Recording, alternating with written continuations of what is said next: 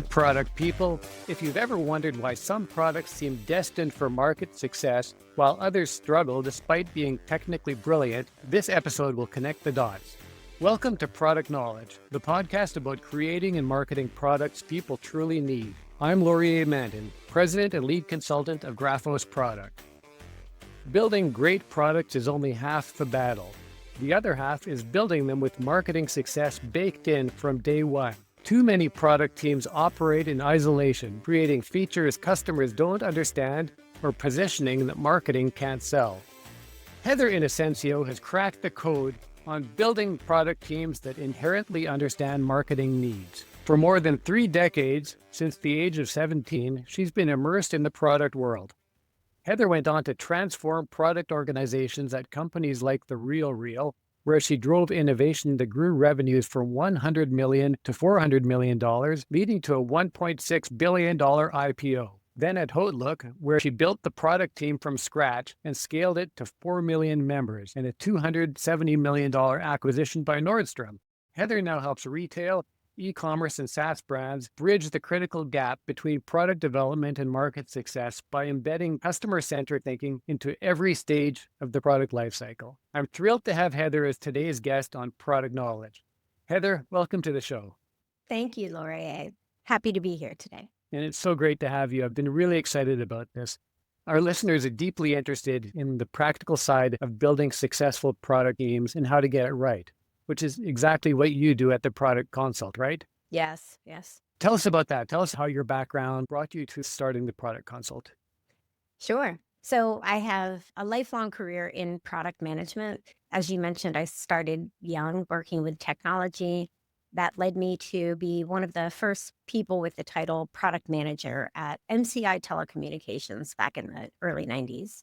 Product management wasn't very understood at the time, but we knew that there had to be some mediator between the end users that were using the products that were being built and the engineers that were building them. They spoke different languages. I used to say my job is to translate German to French and French to German. That's one way to think about it. But even the mental models and the thinking are very different. So my role in-house as a product manager was really to make sure that what we were building is what the end users wanted. Back then, we had long development cycles. It could be 6-7 months before idea to something being live. And so 7 months later, the needs could be different. So constantly touching base with the users and the engineers to make sure that we're on track to build something that they are really going to enjoy, that's going to add value for them. About 15 years into my in-house career, I made the switch from enterprise to startups. High growth startups was the sweet spot for me. So when a company had just raised around a Series A, a Series B, there's more pressure, there's more money involved. You've got more board members that are really driving. We need to see growth, right? They want to get paid back for their investment. That's usually when my phone would ring. And what I found with most startups at that stage was they had a product management function, but it wasn't optimized at all. I had probably been the founder leading product management. And so while marketing and finance and customer support, those departments were rocking and rolling, but product management, engineering, and eventually what became user experience design, those always felt less optimized than the other departments to the people that would call me. And so we can be odd birds, those of us that work in engineering and product management. And product management itself is extremely misunderstood at a lot of the companies I've worked for. And so product people, we want to show up, we want to be strategic, we want to be thought leading, we want to represent the voice of the customer, while connecting the work that we do back to the real business value that we're creating. And companies I've seen too often hire product managers, build a product team, but don't know how to create the space for that product team to truly be successful and add all of the value that it can. And there's often this moment of tension where the executives at the top of the company believe they know what we should be building, and the product managers are expected to just get that stuff done. And so the voice of the customer gets lost in that process, as does actually tying the work that we do back to how we're moving the needle for business metrics.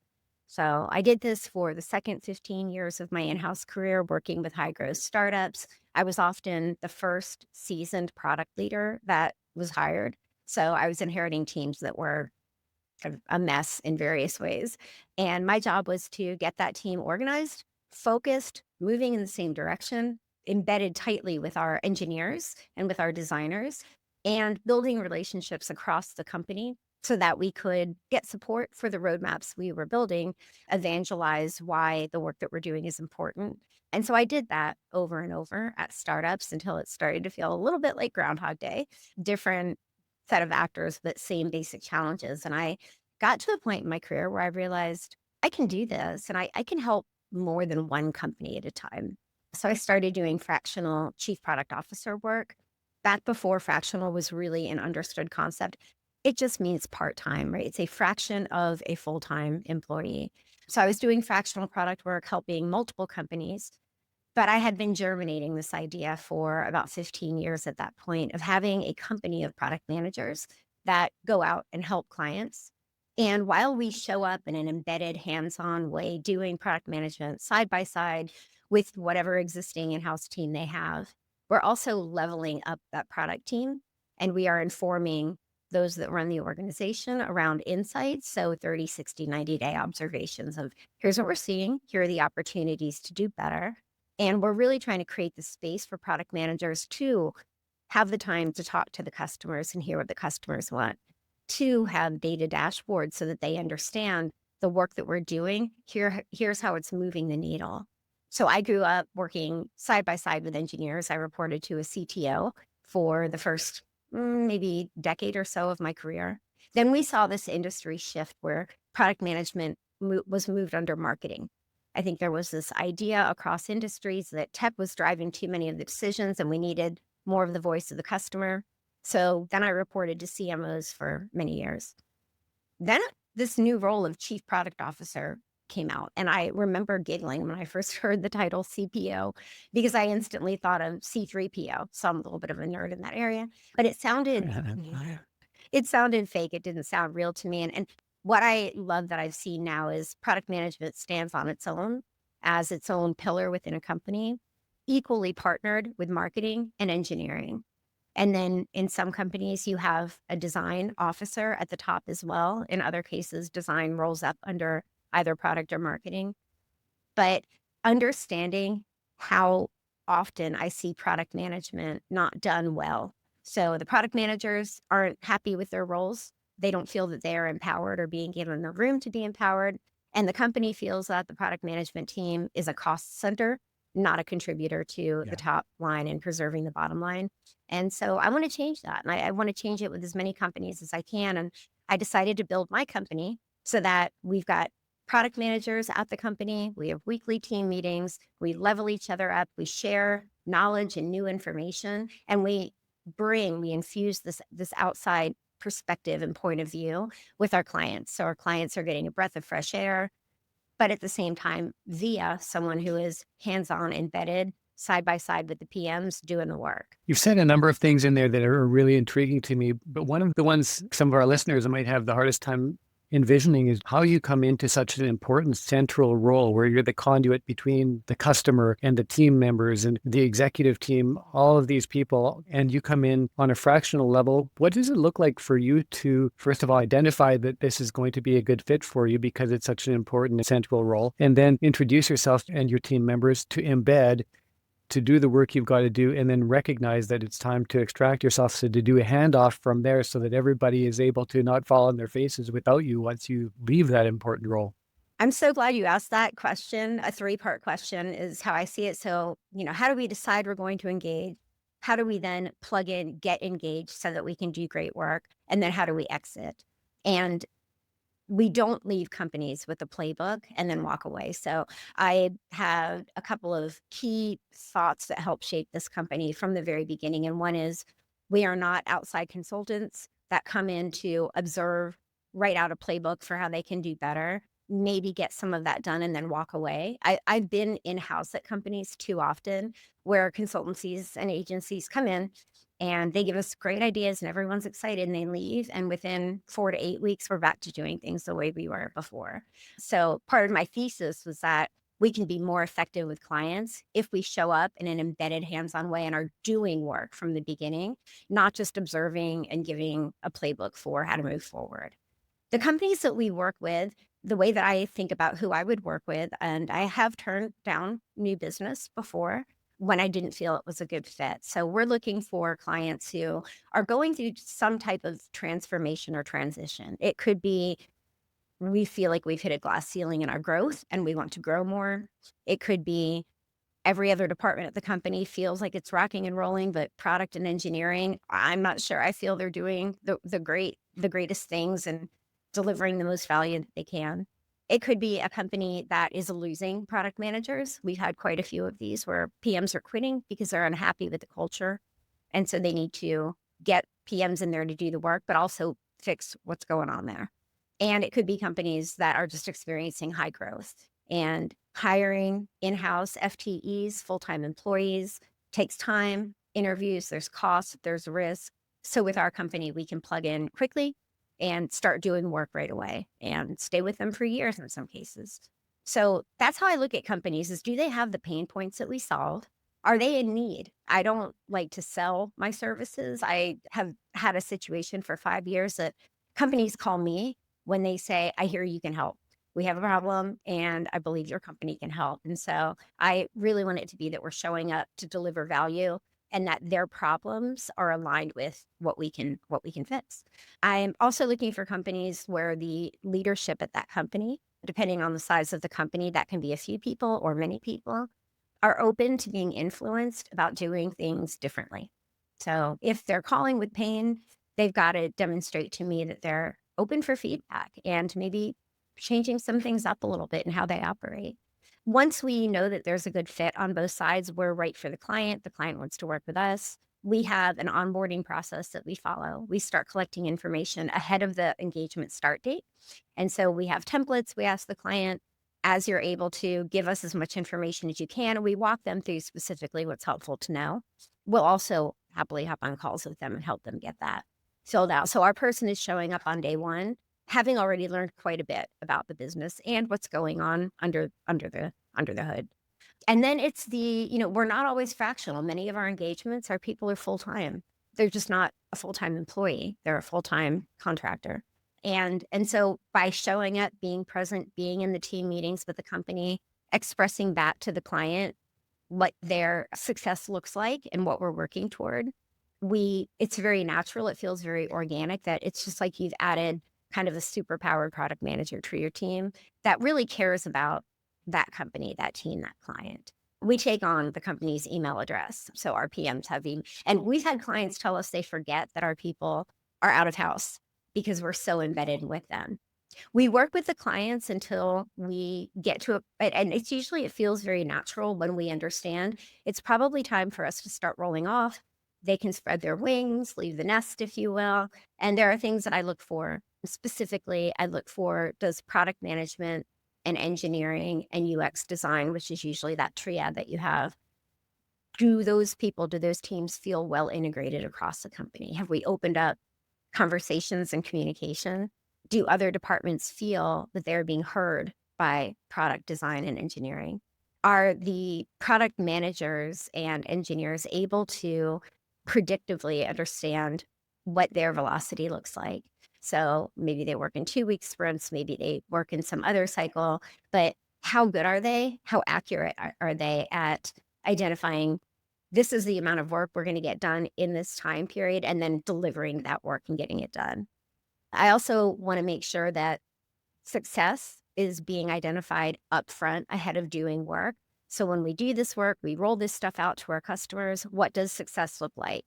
Is there a percentage uptick we want to see on top line revenue or order values or lifetime engagement or repetition in the company or the clients coming back to us? Are we trying to boost referrals? We want our clients to love us so much that they're telling other people about us and referring other customers in. So I'd like to make sure that it feels like generally a well-oiled machine. And what that means to me is They have great relationships across the company. There is predictability in how they work. They feel empowered. They're bringing in new ideas and information based on both customer feedback, market research, and data analysis. And it feels like they can really stand on their own now and grow forward together. And the executives support the culture that we've built. And in some cases, we've helped companies hire their next in-house product manager. Will stay on while they build out their in-house team. In some cases, our clients like to keep a hybrid team. So they keep 70% of their in-house people, but they still want a third of their team to be from the product console because we're bringing in those outside ideas. So when we exit, we make sure that they're ready to stand on their own. Again, that exit might be that we stick around for a while and yeah, that there's understanding and satisfaction amongst the executives of the company that we now believe our product management and engineering team are delivering the right things. And I know we're going to talk a bit about how product management and product marketing work together because that's critical. You can't build a great product and not have it marketed well. And you can't spend a lot of effort marketing something if the great product isn't there to deliver. Ever wonder why some products fly off shelves while others collect dust? The difference isn't luck, it's psychology. I Need That reveals the brain science behind products people can't resist. Learn why we buy what we buy and how to make your product the one they absolutely must have. From the psychology of needs to the secrets of scaling, this is your roadmap to product success. I Need That by Laurier Mandin, available now in print, ebook, and audiobook formats at Amazon and lmandin.com. You're really teaching these entire teams new skills of how to interoperate and how to be attentive to really important things that they probably wouldn't have discovered on their own. And that's one of the things that clearly you bring is the ability to train, to orchestrate, to inspire. It's a whole variety of skill sets that are essential. You know, you're not just the training wheels on the bike. You are this capable, caring instructor that comes in and sets up this new rider to understand the physics of riding a bike and to understand the rules of safety, to be able to fully operate as an expert at what they're doing. And then you give them the push off and watch how they go, and you're able to come back in and guide them if that wasn't enough, if it wasn't securing for them a safe and confident takeoff. So it's all of those things together, right? I think people might underestimate what it is that you're there to do, that you're not just kind of there to prop up the organization or to just kind of nudge it through a tough stretch, but essentially you're there to help them construct something scalable, something highly functional, something competitive within what they're doing. Also to create a mindset that's very customer oriented. I love how you talk about not just embedding yourself within the company itself, but getting to become a user of the product and to interview actual paying customers to understand. We talk about voice of customer, but this is also understanding mindset of customer and understanding, needs and pain and the things that drive customers. It's very complicated. It's not just something a survey answers. It's really understanding this full cross section. And everything you do is so multidimensional that way. Bringing in a true expert with the kind of experience that you and your team have is unique. You can't just bring in somebody who decided to become a fractional CMO or CPO after working somewhere for a year or two and they just wanted the independence. So that's why they're doing it. You're doing this because you have this rare expertise that is really very hard to find. There aren't that many people with the kind of not just experience you have, but the ability to look at an overall organization that's so complex and so different from maybe any other company on earth and to figure out what it needs. So with all of that, let's talk about this other complicated world of marketing, which is what my team and I work on. We create go-to-market roadmaps for our clients that are not to be confused with a product roadmap, which is about creating and engineering and all of the other things that go on with the internal teams at a product organization. But when it comes time to create positioning and marketing for that company, that's a whole other thing that's very closely related. But how do you bring those together? I think of it as in product management and engineering, we're building the things, right? Product management's main role is to make sure we're building the right things at the right time, in the right way, not over-engineering it, but delivering the value that our customers want in a way that aligns to moving the needle for the business. So we're building, right? We're building things. Well, you can build a great product, but if it's not marketed well, it won't matter. And you can have some great marketing activities. I won't even say campaigns because marketing extends so much beyond just a campaign. But you can have great marketing campaigns, great marketing activities. But if the product isn't delivering what the customer wants, then it doesn't work. It falls apart. So product management and marketing for me were two sides of a coin, right? And I think about marketing as there's acquisition marketing efforts. We're trying to acquire new customers. And so that journey starts from for the customer, it starts from the first time they ever hear of a company. So that could be an ad, it could be through a friend, they see a billboard, they get a flyer in the mail. The first time they hear about that company, all the way through, they're interested, they have a need or a desire, so they explore the company, right? Everything that they're touching at that point is produced by marketing. So whether it be materials or brochures or more information, or I'm getting to have a chat with someone at the company and ask questions, marketing is really driving that conversation. So now the customer is interested, they've decided, yes, I want to work with this company. They want to sign up, they want to purchase, they want to, whatever that first action is. Marketing is driving that end user to that place where they can make that purchase or sign up for an account or buy a license. And so there's a landing page usually. We'll see how websites change with AI now and conversational search. But that landing page, what the customer sees when they begin to sign up, is where you see the tactical efforts of marketing and product management really start to intersect. So we should be talking, we should be strategizing together throughout all of this, all of these touch points in the early customer journey.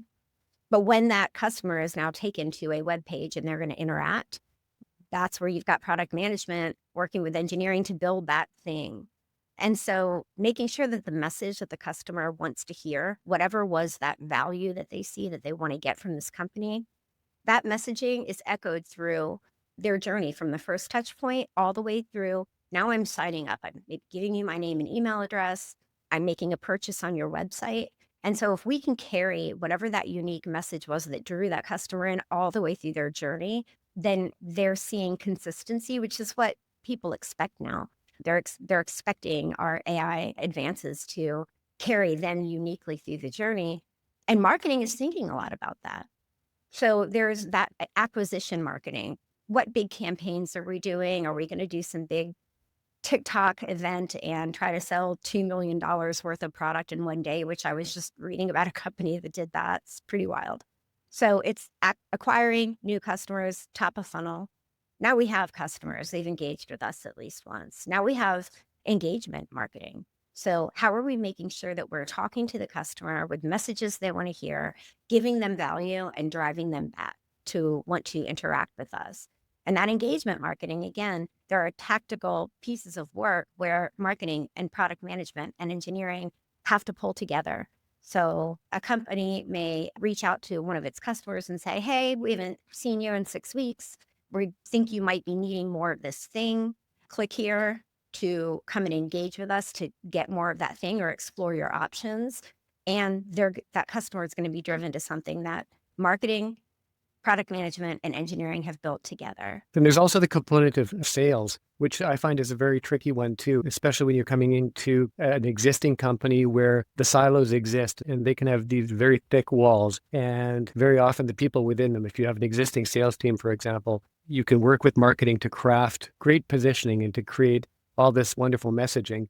But to get the sales team who has their habits and their patterns, they're often very much creatures of habit, to use and stick with and believe in the new positioning and messaging. I often find there's a lot of resistance from executive team members. And sometimes there are some really big challenges to be overcome, especially if you're somebody who came in from outside in this role that people recognize. They know that you're kind of an outsider and you're going to come and go. There can be a mentality of they just got to wait this out. And then they can go back to their old habits that maybe accommodated laziness better. Maybe it's just what they know and they feel that's the real them.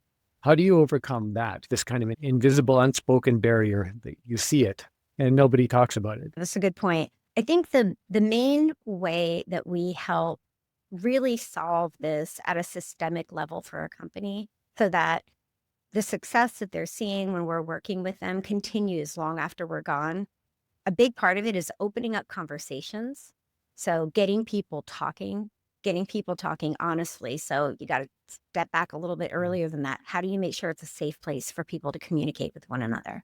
I also like to look at success metrics. So if you've got a salesperson and their success is measured this way, they're going to do everything to create that outcome. If you've got a marketing person, a product person, a CTO, they have different success metrics. If those don't align at the company level, it's always going to be problematic. And too often I see that the head of sales and the head of marketing and the head of engineering and the head of product, they come up with their own ways they're going to determine success for the people on their teams. And they're not collaborating together to say, well, are we creating a contentious environment here? Or are we creating a harmonious environment where all of our departments are moving forward toward the same goals? Now, exactly what does that look like? How do we accomplish those goals if they are unified across the different departments? That's where you get fun conversations. And I think if people have a safe environment where they can show up to a meeting and you can have your salesperson, your marketing, your engineering, your product, your design, if you've got a strong design, you get everyone together and you talk through it. So a lot of it is really building relationships across departments within a company. And we help facilitate that. We help make sure that these relationships are being built, trust is being built.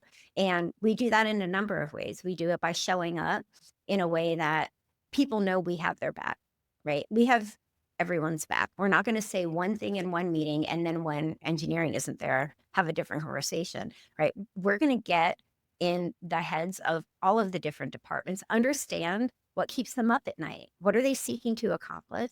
And we're going to speak for that and represent that. So we demonstrate by doing ourselves. And then often, again, there's opportunity to open up conversations around, are we all actually aligned and working toward the same things? Or is there a competition here inherently because of how the executive team has structured our job functions?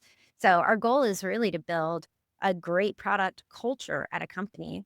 Product touches almost every department within a company. It's one of the few roles at a company that really touches everything. And so by being in that product role, coming in and opening up those conversations, building relationships, building trust, and that takes time. It can be tedious and it can be frustrating. And you can think you're building a great relationship with one person and then find out later through someone else that maybe they're not really telling you exactly what they're thinking and feeling. So you got to just keep at it. Keep showing up with trust, with empathy, hearing each other, and then enabling those departments to hear each other as well. So one thing I always look at is, does the product management team, the merchandising team, if you've got a merch team and you're selling physical product, and the engineering team, do they talk? Do they know what goes on in each other's minds? Do they know what keeps each other up at night? And if not, I simply facilitate a regular meeting cadence where we talk about, well, what's keeping you up at night this week? What's a great accomplishment you've had that you're proud to share with the rest of us? And this empathy that I see departments build for other departments within the company is phenomenal. And that does stick. That does last. And so I think about regular meetings, regular conversations, and then you can revisit the cadence, right? Do they need to be this often, this frequent? But once you've opened that up and folks really do trust each other, they have empathy for each other. They understand why engineering is stressing about this, but merch is stressing about this, and marketing just had a big release and it didn't produce the results they wanted.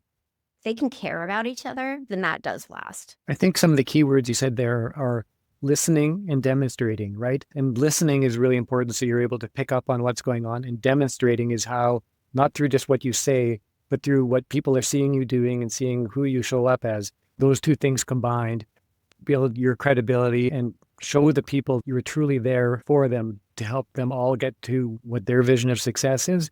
So you're listening to find out what that vision looks like to them. And then you're demonstrating through empathy, through your skills, your capability, and what you're able to execute, that you're capable and competent. And at the same time, you're demonstrating that what you talked about last month is tied to what we're doing this month and beyond. The plan that you're working on building takes into consideration all the stuff you've been listening to up until that point. And then people see demonstrated, they've been heard, you've pulled the value out of them, and now you're building that into the plan going forward.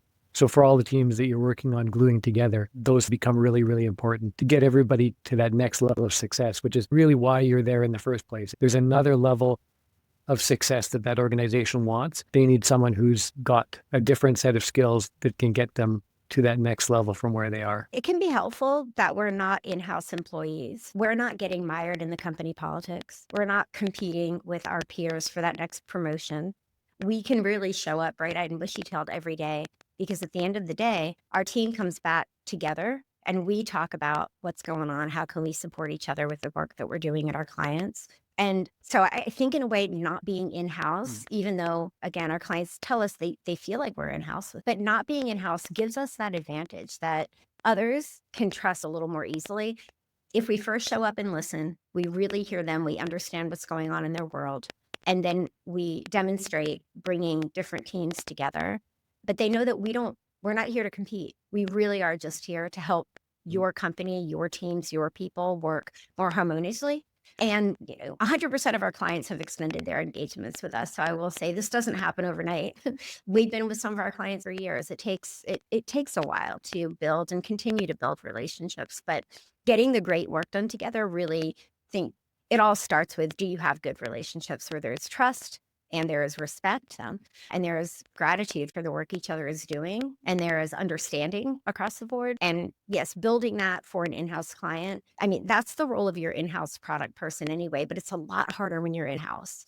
I think it's a lot easier when you're not in-house to build trust, especially when you demonstrate you're going to stay around as long as is needed to make sure that this is really internalized by the company, but no competition. We really are just here to help. My listeners have been hearing for years about product market fit, and we talk about that in a lot of our episodes. But you've got this thing called product manager company fit, which is essentially how well your team members fit with the place that you're looking to embed them in. How do you look at the characteristics of an organization when you don't necessarily know it inside and out yet, and its user base, and understand if you're going to have product manager company fit, and if you have a good chance of reaching that success?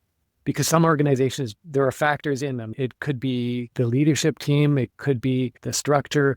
There can be kind of insurmountable things that are just going to make your work, if not impossible, unpleasant. And you may not know those things until you're inside of them in some cases. What do you ask a prospective client to let you see in order for you to be able to tell if you're going to have that kind of fit? I do look for signs from the people that are calling us and I'm having the initial discovery conversations with. Are they expressing an attitude of openness? Are they teachable? Are they willing to maybe learn some new things? I have heard some clients, and these would be the ones that I turn down, that really just wanted a butt in the seat to get work done. And there was not a signal that there was appreciation for the value that that person brought. They really just needed like a staffing firm to help them. And because we are so focused on leveling up the entire client's organization, not just within product management, but also across the board, I want to know that they're going to be an open partner and willing to maybe hear some new feedback and some new ideas. I look for, obviously, how much domain expertise is needed. So there are certain domains where you really want to have a product manager that has worked in that domain extensively. Other domains, product management skills are very transferable. And so I consider that. I consider the specific work that needs to get done. Are there certain technologies that the product manager should have experience with and be familiar with? So I look at that, the skills and the tactical level. And I look at the seniority level. So what does this customer need from us? What level of career seniority is going to be the right person to place with them? Do they need someone who's going to come in and really influence across the executive team? Do they want someone that might even join them occasionally in board meetings? Or do they need a, mid-level IC, individual contributor level product manager who's just plugging in arm in arm with the PMs around them and getting work done? In any of those cases, we're always looking to how we can level up the product organization and therefore the whole organization. But those are the main things I look at. Then there are also time zone. Is that a factor? Price point, obviously. And probably the biggest thing that I'm looking for as I'm having discovery calls with these potential new clients, what type of disposition of the product manager is going to work well in this company's culture and be able to be effective?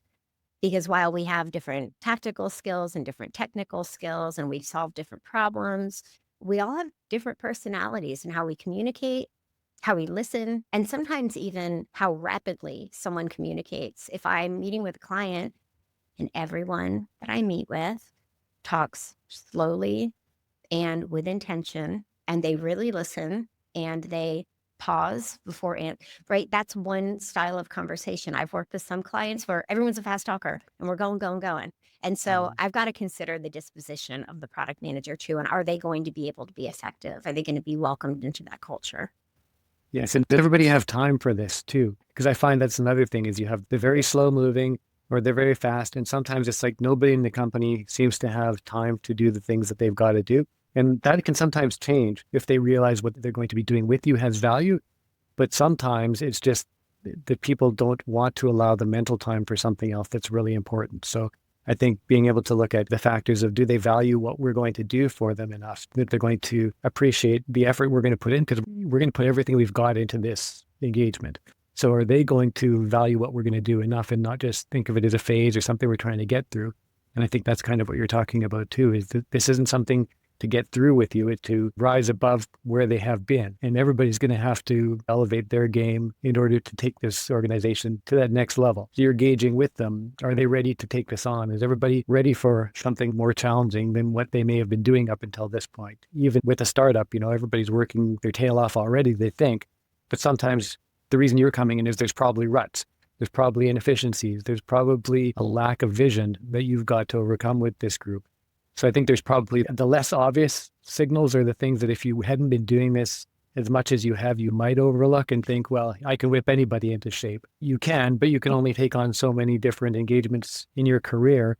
So you have to pick and choose at this point. And for leaders who are looking at bringing in a team like yours, they've got to be ready for that kind of commitment. They've got to be ready for the next level and what it's going to take. For the product leaders who are listening right now, what is one action that they could take tomorrow to create space for a highly effective product manager to come into their organization, like you or someone from your team, and really have the kind of impact that you want to have for them? A good step would be to deeply understand at an individual level what the state of their current product management team is.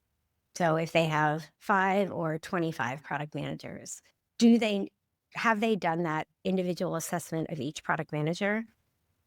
Looking at their alignment with their skill set and the work they're expected to do, their commitment to the company, their enthusiasm, their disposition, their effectiveness, right? And getting a sense across their team of where's my team now? Do I have some stronger players and some other players that have opportunities to grow? Is everyone aligned well, right? Are we giving the right work to the right product people that they care about, that they're going to do a great job with? Mm-hmm. And if that product leader does that rough analysis of the individuals on their team, they will know more clearly and be able to communicate more succinctly. These are as a team, these are our biggest opportunities for growth and taking ourselves to the next level. So it's really helpful when the product leader has a good handle on what's going on today and has a good understanding of where their opportunities for growth are. Now, once we get in there, we always find things that they hadn't predicted, they hadn't expected, they hadn't understood before. And one slight shift I would make to the mental model of us joining a company, we are there to make work less challenging, not more challenging. So often when a product management team is struggling, it's not because they're not working hard enough. It's because they aren't necessarily working in the most optimized ways. And by introducing new ways of thinking, new models that we follow and how we produce work, doing scrappy customer discovery instead of long drawn out research efforts, there are ways that we can tweak the how that they become more effective, but it feels easier and less stressful. And so that's our goal. And I think it should feel like, wow, we're getting relieved. So we did some of our own research with our customer base after a couple years in business, and relieved was the highest emotional sentiment that was expressed is once we were there and they saw what we were doing to enable them to be better, to help get more work done, but also to up their game, they felt a sense of relief. Wow, I picked the right partner in the product consult, and I can see now where we were getting stuck before and why things felt sticky or hard or just not optimized. And so we can kind of breathe some fresh air into things and hopefully lighten up that stress load a bit while leveling up the team and what they're doing. So they're getting more recognition from across the company because their results are better. but it should feel easier after they've been with us for a while. Absolutely. You're coming in generally to create relief. You're coming in because there is a problem. There's something that isn't as good as it could be. Every professional wants to excel. They want to reach whatever these goals are that they have personally and for the company and why they're there in the first place. So if you're there to truly help them to get to these goals, to hit this new level of career success, to create company success, that is the holy grail for them as professionals. That's what they want in their professional career right now. One of the most valuable things anyone can introduce to a company is someone who is the catalyst and empowerment engine that can bring the kind of growth that the company needs at this point. I love that. And I love seeing the product leaders that we work with begin to soar even more in their careers, feel that their careers are taking off a little bit more, that they are more confident, that they are running a more effective team that is delivering demonstrable results that are being measured, and the rest of the company becomes aware and the rest of the company sees the change, the improvement in the PM team. And that product leader, when I see product leaders gain more confidence and be able to just deliver more clearly, more succinctly, run their team with confidence, that's really what fires me up. Yeah, you're seeing your baby get up and do the things that you knew were possible all along, right? It's that almost parental pride that you get in witnessing that because the success you want, obviously you want to come in and succeed personally at what you're doing, but that only happens through getting this organization to succeed in the stuff that it brought you in to do in the first place. Correct. Yes. I was surprised at how much advising, coaching, being a friend and a confidant I do for the product leaders of the companies we work with and for the CEOs when it's a smaller company. So while the folks from my team are in there doing all the work we just described, I am a sounding board, a best friend, a coach, a mentor, an advisor to the product leaders. And I don't charge separately for that. That's just baked into, when they work with us. So I'm available as needed. And I built some great friendships through it and seen some product leaders go on to get promotions and continue to have great careers. And so it's very, very rewarding.